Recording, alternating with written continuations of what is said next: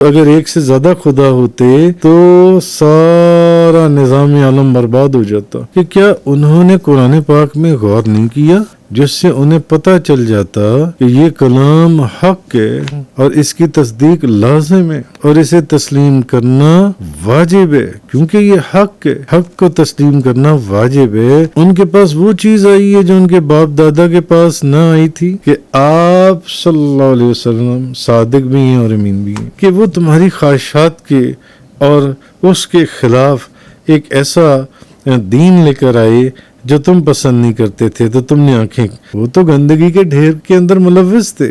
حق کو ماننے والے ہر طرف سے امٹ کر آتی ہیں. تمہاری چودراہٹ ختم ہو جائے گی.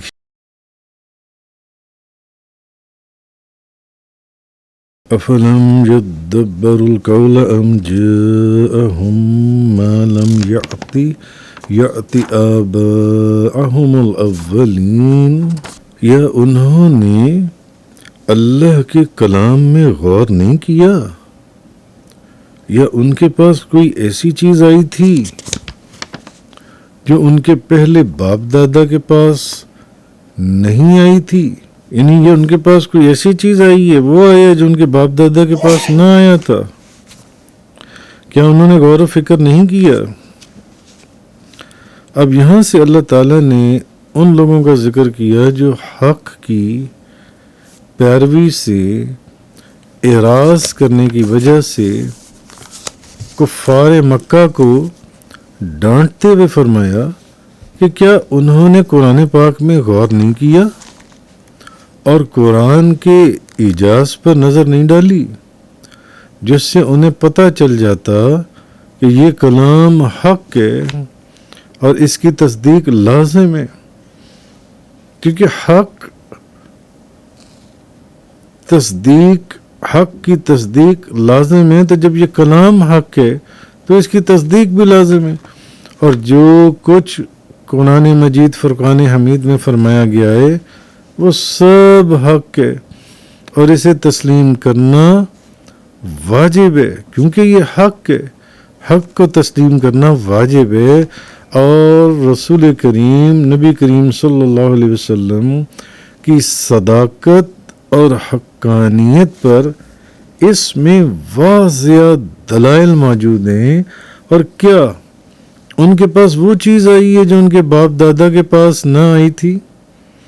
یعنی رسول کا تشریف لانا کوئی ایسی نرالی بات نہیں ہے جو پہلے کبھی کسی زمانے میں ہوئی ہی نہ ہو کہ پہلے کبھی کسی زمانے میں کوئی رسول آیا ہی نہ ہو.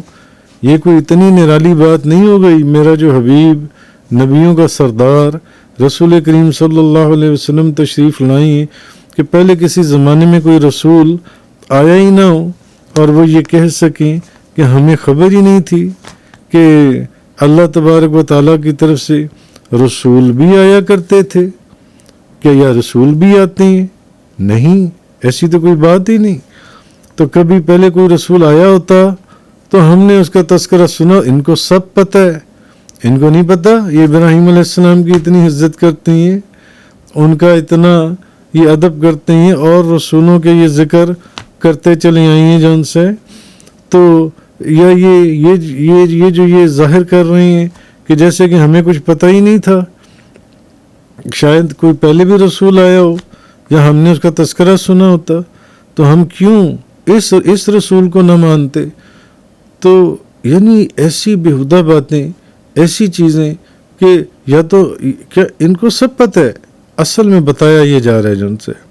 تو تمہارے پاس عذر کرنے کا موقع بھی نہیں ہے. کیوں؟ کیونکہ پہلی امتوں میں رسول آ چکی ہیں. تمہیں بھی پتہ ہے کہ پہلی امتوں میں رسول آ چکی ہیں اور اللہ کی کتابیں نازل ہو چکی ہیں. پہلے بھی کتابیں نازل ہو چکی ہیں. ام لم یعرفوا رسولہم فہم لہ منکرون. یا کیا انہوں نے اپنے رسول کو پہچانا نہیں ہے تو وہ اس کا انکار کر رہے ہیں. وہ اس کا انکار کر رہے ہیں جو ان سے، یعنی انہوں نے اپنے رسول کو پہچانا نہیں تو وہ اس کے منکر ہو گئے ہیں. یعنی وہ رسول اللہ صلی اللہ علیہ وسلم کے صدق اور آپ کی دیانت اور آپ کے مکارم اخلاق سے کیا وہ ناواقف تھے؟ کیا وہ حضور کے صدق کو نہیں جانتے تھے؟ کیا وہ حضور کی دیانت کو نہیں جانتے تھے؟ کیا وہ حضور کے مکارم اخلاق سے واقف نہیں تھے؟ تو ناواقف تھے، اس لیے انہوں نے آپ کی نبوت کا انکار کیا یا انکار کرتے کہ تو یہ سب غلط ہے، کیونکہ نبی کریم صلی اللہ علیہ وسلم کے دعوی نبوت سے بھی پہلے وہ اچھی طرح جانتے تھے کہ آپ صلی اللہ علیہ وسلم صادق بھی ہیں اور امین بھی ہیں. ان کو سب پتہ تھا کہ آپ صادق بھی ہیں اور امین بھی ہیں، اور جھوٹ سے بھی بہت دور ہیں اور برے اخلاق سے بھی بہت دور ہیں نبی کریم صلی اللہ علیہ وسلم. تو جب وہ آپ کے صادق اور امین ہونے پر سب کافر بھی متفق تھے، تو پھر کیوں آپ کی نبوت کا انکار انہوں نے کیا؟ کیوں آپ کی نبوت کا انکار کر رہے ہیں؟ کیوں؟ حالانکہ یہ سب جانتے ہیں کہ آپ صادق بھی، آپ امین بھی، اور آپ کی دیانت بھی مشہور تھی، اور یہ سب اس چیز کے اوپر متفق تھے. تو جس کی صداقت اور امانت کا کل تک تو تم سب اعتراف کرتے تھے، آج ایک دم ایسی کون سی بات ہو گئی کہ ہر چیز بدل کے رکھ دی گئی؟ آج یہ ایک دم انقلاب کیسے آ گیا کہ تم نے اس بات سے انکار کر دیا؟ اب تم سوچنے لگے کہ نہیں، ان کو تو کوئی الیاذ باللہ، ان کو تو کوئی جنون کا دورہ پڑ گیا ہے، ان کو جنون ہو گیا. نہیں، یہ کچھ بھی نہیں. البتہ ایسی تو کوئی چیز ہے ہی نہیں کہ کوئی جنون کا دورہ ہوتا، بلکہ وہ تو ایک ایسا دین لے کر تشریف لائی ہیں اصل میں جو تمہاری خواہشات اور تمہارے باپ دادا کے عقیدوں کے خلاف ہو، اس لیے تم ان کو پسند نہیں کرتے. باقی تو تمہیں سب پتہ ہے کہ پہلے بھی رسول آتے رہے ہیں، باقی تو تمہیں یہ بھی پتہ ہے کہ وہ صادق بھی ہیں، وہ امین بھی ہیں، وہ دیانت اور امانت داری کے اندر وہ تو تم لوگ تم سب متفق اس کے اوپر تھے کہ اس کے اندر کوئی ان سے آگے ہے ہی نہیں. ہمارے اندر بھی کوئی ایسا بندہ نہیں ہے جو ان سے زیادہ صداقت اور امانت اور صادق اور امین ہو، جو ان سے کہ ان چیزوں کا خیال رکھتا ہو جو ان سے. اصل میں یہ معاملہ یہ تھا، اور یہ نہ یہ بات جنون کی تھی، بلکہ بات یہ تھی کہ تمہیں تکلیف یہ تھی کہ وہ تمہاری خواہشات کے اور اس کے خلاف ایک ایسا دین لے کر آئے جو تم پسند نہیں کرتے تھے. تو تم نے آنکھیں پھیر لیں اور آوازیں کسنی شروع کر دیں جو ان سی ہیں. نہیں، کیونکہ تم جانتے تھے کہ اگر تم نے اب ان کا دین، جس دین کی وہ آواز دے رہی ہیں، تم نے قبول کر لیا تو تمہاری چودراہٹ ختم ہو جائے گی ہر طرف، کیونکہ حق کو ماننے والے ہر طرف سے امٹ کر آتی ہیں. تمہاری چودراہٹ ختم ہو جائے گی، اس لیے تم ان کے خلاف ہو گئے. اصل چیز یہ تھی کہ آیت نمبر 70 کے اندر آگے فرمائی گئی. آگے آیت نمبر 71 کے اندر فرمایا گیا جن سے آیت نمبر وَلَوِ اتَّبَعَ الْحَقُّ أَهْوَاءَهُمْ لَفَسَدَتِ السَّمَاوَاتُ وَالْأَرْضُ وَمَنْ فِيهِنَّ بَلْ أَتَيْنَاهُمْ بِذِكْرِهِمْ فَهُمْ عَنْ ذِكْرِهِمْ مُعْرِضُونَ. اور اگر حق ان کی خواہشوں کی پیروی کرتا، اگر حق ان کی خواہشوں کی پیروی کرتا تو تمام آسمان اور زمینیں اور جو بھی ان میں ہے وہ سب ہلاک ہو جاتے. نہیں، بلکہ ہم تو ان کے پاس ان کی نصیحت لائے ہیں. بل اتیناہم بذکرہم فہم عن ذکرہم معرضون. سو وہ اپنی نصیحت سے منہ پھیرنے والے ہیں. یہ کیسی بات ہے؟ وہ اپنی ہی نصیحت سے منہ پھیر رہے ہیں جن سے. تو اگر سچا قرآن ان کی خواہشوں کی پیروی کرتا، جو حق ہے قرآن جن سے، اگر قرآن جو ان کی خواہشیں تھیں، کیونکہ ان کی خواہشوں کے خلاف بات ہو رہی تھی، حق بات ہو رہی تھی، وہ تو گندگی کے ڈھیر کے اندر ملوث تھے. تو اگر ان کے نظریات کے مطابق قرآن نازل کیا جاتا اور اس میں وہ مضمون یا ٹاپکس ہوتے جو کفار کی خواہشات کے مطابق ہوتے، تو تمہیں نہیں معلوم کہ تمام عالم کا نظام درم برم ہو جاتا، کیونکہ قرآن سچی کتاب ہے، اور اس میں اگر یہ مضامین ہوتے تو حقیقت میں بھی ایسا ہی ہوتا۔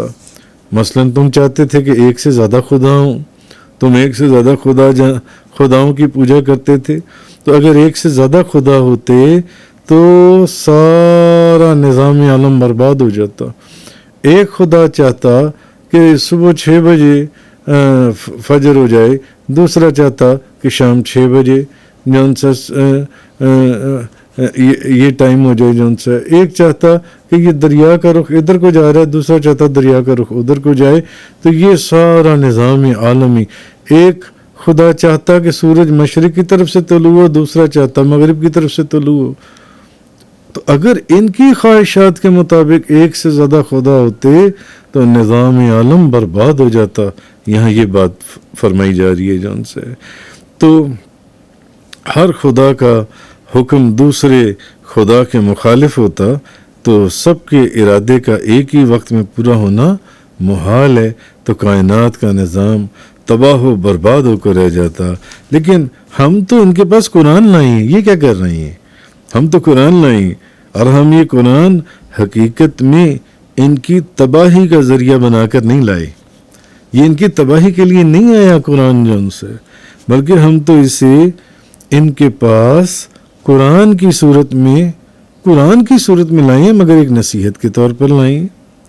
مگر وہ تو اپنی نصیحت ہی سے منہ پھیرے ہوئے ہیں، انہوں نے اپنی نصیحت سے منہ دوسری طرف کر لیے۔ ہم تو قرآن کو ان کے لیے نصیحت لائے ہیں، وہ نصیحت کو بھی قبول نہیں کر رہے۔ اچھا، اس کی ایک تفسیر اور بھی ہے جو مفسرین نے بیان کیا کہ ہم یہ قرآن حقیقت میں ان کی تباہی کا ذریعہ نہیں بنا کر لائے، نہیں، قرآن مجید فرقان حمید، ہم تو قرآن کی صورت میں ان کے لیے عزت لے کر آئے ہیں، ہم تو قرآن کی صورت میں ان کے لیے شہرت لے کر آئے ہیں۔ تو جو اس قرآن کو پکڑ لے گا اس کے لیے عزت کے بھی دروازے کھل جائیں گے، اس کے لیے شہرت کے بھی دروازے کھل جائیں گے۔ ہم اس قرآن کی صورت میں ان کے لیے عزت بھی لائیں ہیں، مگر نہ ان کو نہ عزت راس آ رہی ہے۔ ہم ان قرآن کی صورت میں ان کے لیے شہرت بھی لائیں ہیں، مگر نہ ان کی شہرت، ان کو سمجھ یہ کر کیا رہی ہیں ان سے۔ بہرحال آگے فرمایا ام تسألهم خرجا فخراج ربک خیر وهو خیر الرازقین، کیا تم ان سے کچھ اجرت مانگتے ہو تو تمہارے رب کا اجر سب سے بہتر ہے، اور وہ سب سے بہتر روزی دینے والا ہے، سب سے بہتر روزی دینے والا ہے، سب سے بہتر۔ کیا آپ ان سے کوئی اجرت طلب کر رہے ہیں؟ سو آپ کے رب کا اجر ہی سب سے بہتر ہے، اور وہ سب سے بہتر روزی دینے والا ہے۔ آیت نمبر 72 جو ان سے اس میں یہ چیز فرمائی گئی۔ تو یعنی محبوب، کیا آپ انہیں ہدایت کا راستہ دکھا رہے ہیں اور ان کو آپ راہ حق بتا رہے ہیں؟ ان لوگ، کیا آپ اس کے عوض میں ان سے کوئی اجرت مانگ رہے ہیں؟ کیا آپ ان سے کوئی اجرت مانگتے ہیں؟ ایسا بھی تو ہے ہی نہیں کہ آپ ان سے کوئی اجرت مانگتے ہوں کہ میں تمہیں ہدایت کا راستہ دکھاتا ہوں، یہ راہ حق بتاتا ہوں تو مجھے اس کی اجرت چاہیے۔ نہیں، آپ کے کمال اخلاص کی دلیل ہے، یہ چیز آپ کے کمال اخلاص کی دلیل ہے۔ کاش یہ بے وقوف سمجھ جاتے، ان کو یہ بات سمجھ میں ہی نہیں آ رہی۔ محبوب، آپ کا اجر تو آپ کے رب کے پاس ہے جو سب سے بہترین اجر ہے۔ آپ نے ان سے کیا اجر مانگنا؟ آپ کا اجر تو آپ کے رب کے پاس ہے جو سب سے زیادہ، سب سے بہترین، جو سب سے بہتر روزی دینے والا ہے، اور اس کا آپ پر فضل عظیم ہے، اور جو نعمتیں اس نے آپ کو عطا فرمائی ہیں وہ بہت کثیر اور اعلیٰ ہیں۔ آپ صلی اللہ علیہ وسلم کو ان کی کیا پرواہ؟ پھر جب وہ آپ صلی اللہ علیہ وسلم کے اوصاف و کمالات سے حالانکہ وہ واقف ہیں مگر ان سے منہ پھیرتے ہیں، واقف بھی ہیں، اور قرآن پاک کا اعجاز بھی ان کے نگاہوں کے سامنے ہے، اور آپ صلی اللہ علیہ وسلم ان سے ہدایت و ارشاد کا کوئی نہ تو اجر مانگ رہے ہیں، نہ اس کے عوض میں کوئی چیز طلب کر رہے ہیں۔ اب بھی اگر یہ لوگ ایمان نہیں لا رہے تو یہ عذر کس وجہ سے ہے؟ کیوں یہ ایسا کر رہی ہیں؟ اب کیوں ایمان نہیں لا رہے؟ ہر چیز ان کے پاس کھلی نگاہوں سے ان کے سامنے موجود ہے۔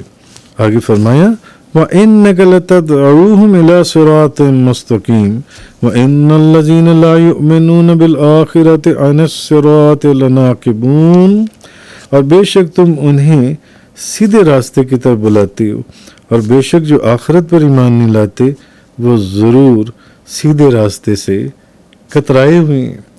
یعنی آپ تو انہیں سیدھے راستے کی طرف بلا رہے ہیں، مگر جو لوگ آخرت پر ایمان نہیں لاتے یہی تو لوگ ہیں جو سیدھے راستے سے ہٹے ہوئے ہیں، کترائے ہوئے ہیں سیدھے راستے سے، جن سے سیدھا راستہ یعنی اللہ تعالیٰ نے نبی کریم صلی اللہ علیہ وسلم، حضور صلی اللہ علیہ وسلم کی نبوت کے متعلق مشرکین کے جو شبہات تھے ان کو زائل فرمایا تھا۔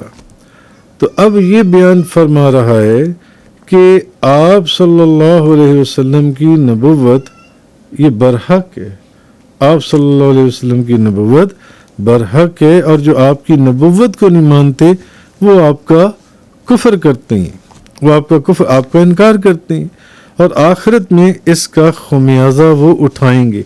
پھر اللہ نے فرمایا اگر ہم ان پر مزید رحم کرتے اور جو تکلیف انہیں پہنچی ہے اس تکلیف کو دور کر دیتے تو یہ ضرور اپنی سرکشی میں بھٹکنے پر اصرار کرتے۔ یعنی اللہ نے فرمایا کہ اگر ہم ان پر رحم اور جو تکلیف انہیں پہنچی ہم اس تکلیف کو دور کر دیتے تو یہ ضرور اپنی سرکشی میں اپنے بھٹکنے پر اور آگے نکلتے ہیں، اصرار کرتے۔ اب اس سے مراد جس تکلیف کا یہاں پر ذکر کیا گیا اس سے مراد قحط کی تکلیف بھی ہے، بھوک بھی ہے، دنیا کی مصیبتیں بھی ہیں اور تکلیفیں بھی ہیں۔ اگر ہم ان سے وہ تکلیفیں دور کر دیتے، قحط دور کر دیتے، بھوک دور کر دیتے، مصیبتیں دور کر دیتے، یہ پھر بھی نافرمانی کے اندر آگے بڑھتے چلے جاتے۔ مختلف جنگوں اور جہادوں میں ان کو قتل کیا گیا جن سے، اور ان کا قید کیا جانا، اور پھر یہ کہ اس سے مراد آخرت کا ضرر بھی ہے اور آخرت کا عذاب بھی ہے جن سے، وہ بھی آنے دنیا کی تکلیفیں اپنی جگہ پر، دنیا کی مصیبتیں اپنی جگہ پر، دنیا کا عذاب اپنی جگہ پر، ان کے اوپر قحط نازل ہونا، بھوک کو نازل کر دیا جانا، ان کو جنگوں کے اندر قتل کیا جانا، جنگوں میں قتل کیا جانا، یہ پھر بھی اگر ہم یہ تکلیفیں ان سے ہٹا بھی دیتے تو یہ پھر بھی اپنی نافرمانی کو چھوڑتے نا، یہ اس میں اور زیادہ آگے چلتے جن سے، تو آخرت کا عذاب ان سے دور نہیں ہو سکتا۔ پھر یہ کہیں گے کہ ان کو دوبارہ دنیا میں بھیج دیا جائے، لیکن ان کو دوبارہ دنیا میں نہیں لوٹایا جائے گا، دوبارہ دنیا میں نہیں لوٹایا جائے گا، اور اگر ان کو دنیا میں لوٹا دیا جائے تو یہ پھر انہی کاموں پر چل پڑیں گے، پھر وہی کام کریں گے جو ان سے۔ تو آگے فرمایا وَلَوْ رَحِمْنَاهُمْ وَكَشَفْنَا مَا بِهِمْ مِنْ ضُرٍّ لَلَجُّوا فِي طُغْيَانِهِمْ يَعْمَهُونَ، اور اگر ہم ان پر رحم فرماتے اور جو مصیبت ان پر پڑی تھی وہ ٹال دیتے تو یہ اپنی سرکشی میں بھٹکتے ہوئے ضرور ڈھیٹ پن کرتے۔ اب اس کا شان نزول کیا ہے؟ جب قریش نبی پاک صلی اللہ علیہ وسلم کی دعا سے 7 سالوں کے لیے قحط میں مبتلا ہوئے، اس کا ذکر پیچھے بھی گزرا تھا، ایک آیت کے ضمن میں پیچھے بھی گزرا کل پرسوں، جب قحط نازل ہو گیا اور ایسا قحط تھا کہ یہ لوگ مردار اور کتے تک کھاتے تھے، مرے ہوئے کتے اور مردار کھانا شروع ہو گئے جن سے۔ تو ابو سفیان ان کی طرف سے، قریش کی طرف سے نبی پاک صلی اللہ علیہ وسلم کی خدمت میں حاضر ہوا اور کہنے لگا کیا آپ کا کیا خیال ہے، آپ سب جہانوں کے لیے رحمت بنا کر نہیں بھیجے گئے؟ نبی پاک صلی اللہ علیہ وسلم نے فرمایا بے شک۔ ابو سفیان کہنے لگا قریش اپنے خلاف آپ کی دعا کی وجہ سے اس حالت پر پہنچ گئے ہیں، آپ کی دعا کی وجہ سے۔ कहत की मुसीबत में मुब्तला हुए और फाकों से तंग आ गए और लोग भूख की बेताबी से अब हड्डियां तक खा रहे हैं और मुर्दार तक खा रहे हैं, और बाज़ जगहों पर हैं कुत्ते, मरे हुए कुत्ते तक खा गए जिनसे। तो मैं आपको अल्लाह की कसम देता हूँ और कराबत की, आप अल्लाह से दुआ कीजिए कि हमसे इस कहत को दूर फरमा दे। आप दुआ करें कि इस कहत को दूर कर दिया जाए, क्योंकि आप तो सब जहानों के लिए रहमत बनाकर भेजे गए हैं। तो नबी पाक सल्लल्लाहु अलैहि वसल्लम ने दुआ की और अल्लाह ताला ने उनको इस बला से जो है वो रिहाई अता फरमाई। तो असल में माना ये है कि अगर हम इन पर रहम फरमाएं और 7 साल का कहत साली की जो मुसीबत इन अहले मक्का पर पड़ी है वो भी टाल दें, तो ये फिर भी अपनी सरकशी और नाफरमानी की तरफ वापस लौट जाएंगे। और आप जानते हैं कुरान हदीस आप पढ़ते हैं, हदीसें और सीरत की किताबें आप पढ़ते हैं कि नाफरमानी में फिर ये अपनी जगह वापस लौट गए, पहले से भी ज़्यादा नाफरमानी पर उतर आए जन से। तो आगे फरमाया गया आयत नंबर 76 के अंदर, वलक़द अख़ज़नाहुम बिलअज़ाबि फ़मस्तकानु लिरब्बिहिम वमा यतदर्रऊन हत्ता इज़ा फ़तहना अलैहिम बाबन ज़ा अज़ाबिन शदीदिन इज़ा हुम फ़ीहि मुब्लिसून। और बेशक हमने उन्हें अज़ाब में गिरफ्तार कर दिया तो वो ना तब अपने रब के हजूर झुके और ना ही अब आजिज़ी कर रहे हैं। जब हमने इनको अज़ाब में गिरफ्तार किया तो वो तब भी अपने रब के हजूर ना झुके और ना ही अब आजिज़ी कर रहे हैं, यहाँ तक कि जब हम उन पर किसी सख्त अज़ाब वाला दरवाज़ा खोलते हैं तो उस वक़्त वो उसमें नाउमीद पड़ी होती हैं। कहने का मकसद ये है कि बेशक हमने उन्हें भूख की अज़ाब में गिरफ्तार कर दिया तो वो फिर भी ना उस वक़्त अपने रब के हजूर झुके और ना ही वो आइंदा अल्लाह की बारगाह में आजिज़ी करेंगे। ये ऐसे लोग हैं, ऐसे नाफरमान हैं। मालूम हुआ कि मुसीबत के वक़्त या मुसीबत के मौके पर अल्लाह की अताअत न करना ये तो बहुत ही बड़ी बदबख्ती है। अल्लाह की अताअत न करना वैसे ही बदबख्ती है, मगर मुसीबत के वक़्त भी अल्लाह की अताअत न करना बहुत बड़ी बदबख्ती की दलील है। यानी आगे फरमाया, जब हम उन पर मौत के वक़्त या क़यामत के दिन किसी सख्त अज़ाब वाला दरवाज़ा खोलेंगे तो उस वक़्त वो उस अज़ाब में हर भलाई से ना उम्मीद हो जाएंगे। व आखिर दावाना अनिल हम्दुलिल्लाहि रब्बिल आलमीन। तफसीर कुरान का ये लेक्चर इंग्लिश में सुनने के लिए बराह करम डिस्क्रिप्शन में मौजूद लिंक पर क्लिक करें।